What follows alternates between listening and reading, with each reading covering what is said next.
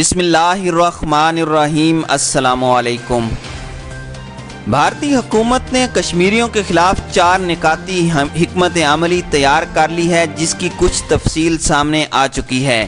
اس حکمت عملی کا سب سے بڑا مقصد یہ ہے کہ مظاہرین کو بے سمت بنا دیا جائے، ان کی قیادت کرنے والا کوئی نہ ہو اور کشمیری نوجوان فورسز سے لڑ کر اپنی جانیں گنوا بیٹھے۔ مقبوضہ وادی کے لیے اس حکمت عملی کو M4 بھی کہا جا رہا ہے۔ بدقسمتی سے اس حکمت عملی کے توڑ کے لیے پاکستان کی جانب سے کسی امداد کا امکان نہیں ہے۔ البتہ نئی صورتحال میں چین وہ واحد طاقت رہ جاتی ہے جہاں سے کشمیریوں کو مدد ملنے کا امکان ہے۔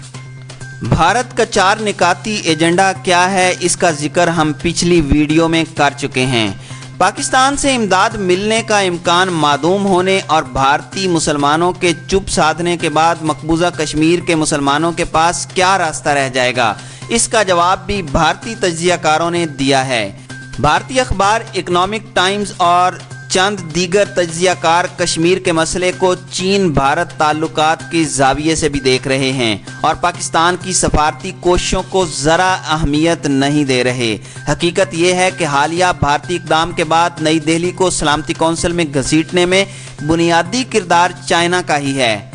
ریاست جموں اینڈ کشمیر کا اقصائی چند نامی علاقہ چین کے کنٹرول میں ہے۔ یہ سرد صحرا ہے جس کی ویسے تو کوئی زیادہ اہمیت نہیں ہوتی، لیکن اہم بات یہ ہے کہ اس علاقے سے چین کے 2 علاقے تبت اور سنکیانگ کو ملانے والی شاہراہ ہائی وے 219 سمیت کئی سڑکیں گزرتی ہیں۔ چین کے زیر کنٹرول اس علاقے اور بھارت کے درمیان عارضی سرحد کو لائن آف ایکچوئل کنٹرول کہا جاتا ہے۔ لائن کنٹرول کے برعکس اس جگہ پر زیادہ جھڑپیں نہیں ہوتی، لیکن بھارتی تجزیہ نگاروں کے بقول لائن آف ایکچوئل کنٹرول کے حوالے سے ابہام کو چین بھارت پر دباؤ ڈالنے کے لیے استعمال کرتا ہے۔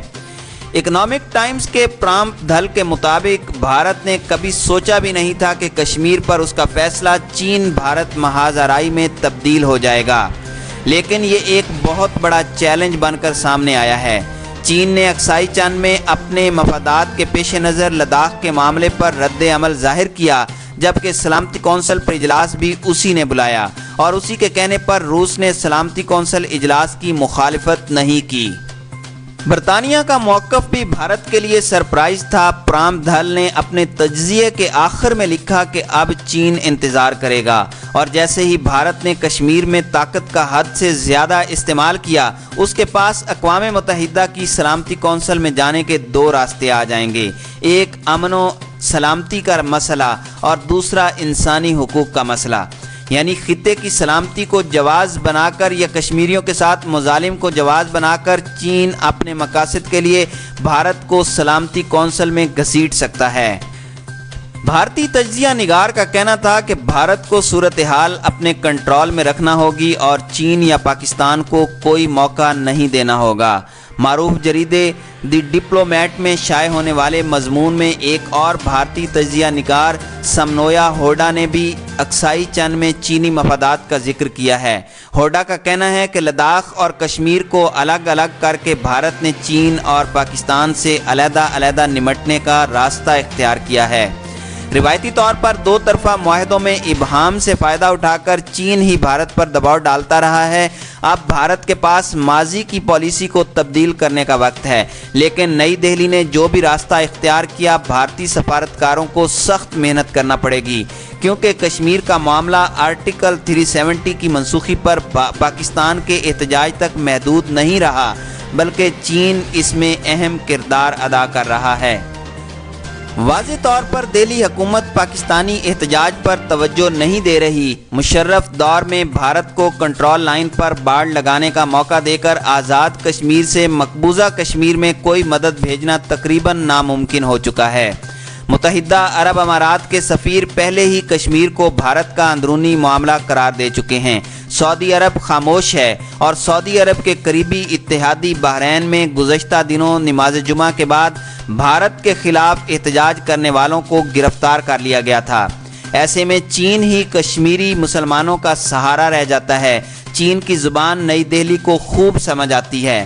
1962 میں چین کے ہاتھوں عبرتناک شکست کے نفسیاتی اثرات سے نہ تو بھارتی فوج باہر نکل سکی ہے اور نہ ہی بھارت کے عوام۔ چین کشمیری مسلمانوں کو عسکری مدد تو فراہم نہیں کرے گا، تاہم اپنے مفادات کے لیے ہی صحیح ان پر ہونے والے مظالم کے خلاف سلامتی کونسل میں آواز ضرور اٹھائے گا۔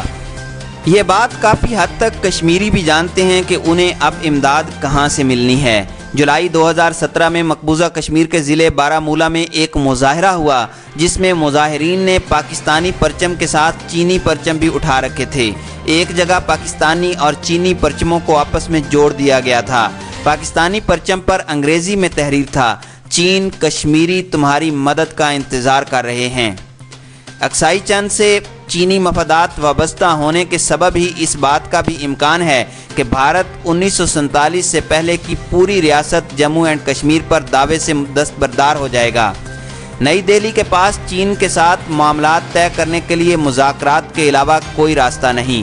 یہاں مودی سرکار طاقت استعمال کرنے کی دھمکی دینے کا حوصلہ نہیں رکھتی۔